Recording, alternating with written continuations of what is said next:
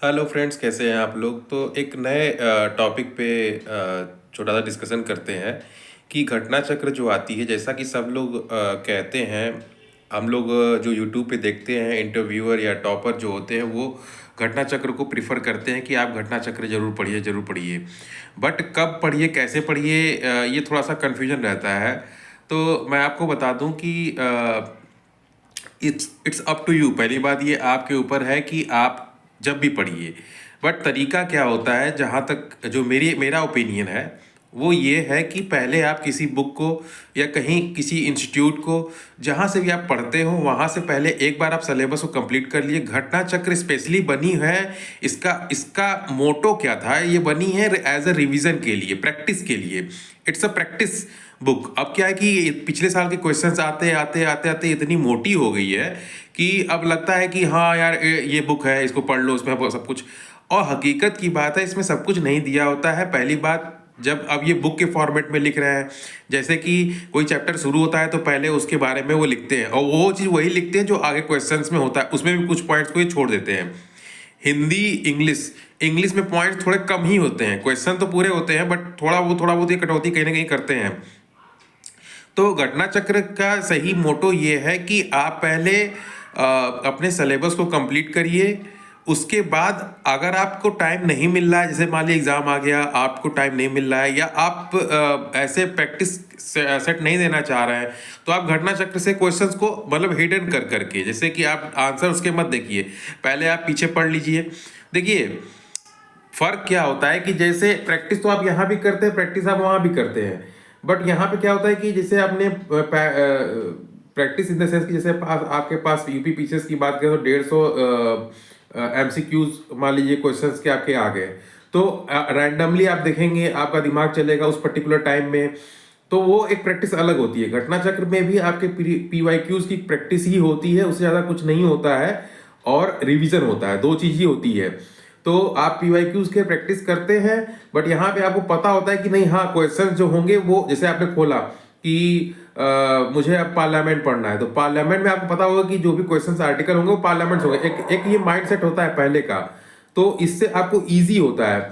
But वहां पे क्या है, जब आप डायरेक्ट आर्टिकल देखते हो, अरे यार ये कहाँ का है, किसमें आएगा, कैसे नहीं आएगा पेपर में, तो ये एक प्रॉब्लम बनती है। तो घटना चक्र अच्छी चीज है, आप रिवाइज करिए, बट तभी करिए जब आपके कॉन्सेप्ट क्लियर हो गए हो, आपने कहीं से पढ़ लिया है।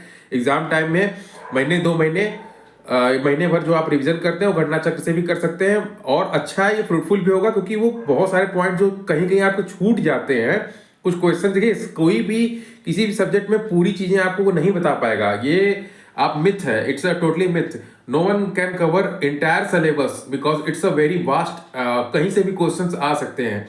तो आपको जो है घटना चक्र जो पढ़ना है वो एग्जाम टाइम में जरूर पढ़ना है। Even if you not able to revise your notes, आप उसको नहीं कर पा रहे हैं, that will be okay, but घटना चक्र को आप देख लीजिए एक बार। जो है उसमें या तो आपने बहुत ही प्रिसाइज, बहुत ही परफेक्ट लिखा है, बट नोट्स क्या होता है ना कि क्वेश्चंस और नोट्स में फर्क है। पढ़ा हुआ भी आदमी वहां पे गलती कर देता है, तो लगता है कि यार मैंने तो पढ़ा था फिर भी गलती हो गई।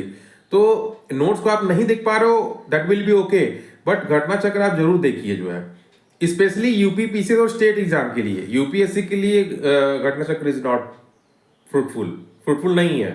वहां पे यूपीएससी के ही आप पीवाईक्यू लगाइए, घटना चक्र भूल के मत लगाइएगा। घटना चक्र में एक्सप्लेनेशन भी उस लेवल का नहीं कर पाते हैं। फ्रैंकली बोलूं तो यूपीएससी के लिए घटना चक्र नहीं है। क्वेश्चन भले वो डालते हैं बट एक्सप्लेनेशन उस तरह के नहीं होते हैं। और यूपीएससी के लिए पीवाईक्यूज की उनकी बुकें अलग आती हैं, उसको आप देखिए, उससे थोड़ा बहुत आपको तर्क करने की वो होगा, समझ में आएगा। बट यूपीएससी की पढ़ाई अलग है, उसमें आप कॉन्सेप्ट में डूबना पड़ता है, अच्छे से समझना पड़ता है। उस तरह के क्वेश्चंस मार्केट में जो अवेलेबल है कि नहीं है वो तो सब कोई कहता है, बट सबसे बेस्ट है पीवाईक्यूज। यूपीएससी के लिए आप उस यूपीएससी के पीवाईक्यू पे ही जाइए, जिस बुक में अच्छे से एक्सप्लेनेशन हो उस पे जाइए। State PCS specially for UP घटना चक्र इज गुड, जाइए। और ये हकीकत है, आपको ये फायदा मिलेगा, बट हाँ तभी मिलेगा जब आपने पहले से पढ़ा हो, आपके पास क्लियरिटी हो। डायरेक्ट घटना चक्र से जाएंगे तो आप रट्टाफिकेशन होगा, आपने आप वही चीज पढ़ेंगे जो पेपर में आए हुए हैं पीवाईक्यूज पर। अब जैसे अभी 11 फरवरी को पेपर हुआ घटना चक्र का, ठीक है, कितना आप कर पाएंगे बताइए? सिर्फ घटना चक्र पढ़ के जाएंगे, कितना कर पाएंगे? जो है है, नहीं हो पाता है ना। तो उसको जो है आप फॉलो करिए, बट ये एज अ रिवीजन के लिए कॉन्सेप्ट आप बिल्डअप करिए। चाहे चाहे आप खुद से पढ़िए तो बुक्स को, स्टैंडर्ड बुक्स को प्रीफर करिए, एनसीईआरटी पढ़िए। आफ्टर दैट घटना चक्र। फिर अगर आप कोचिंग इंस्टीट्यूट पे जा रहे हैं तो उन पे आप रिलायबल हैं तो उन पे आप पूरा नोट्स उनका पढ़िए और उनको रिवाइज करिए, फिर घटना चक्र। Thank you very much. अच्छा लगा वो वीडियो तो शेयर करिए, लाइक सब्सक्राइब करिए, बने रहिए इस चैनल में और बहुत सारी इंफॉर्मेटिव वीडियोस आने वाली है। Thank you.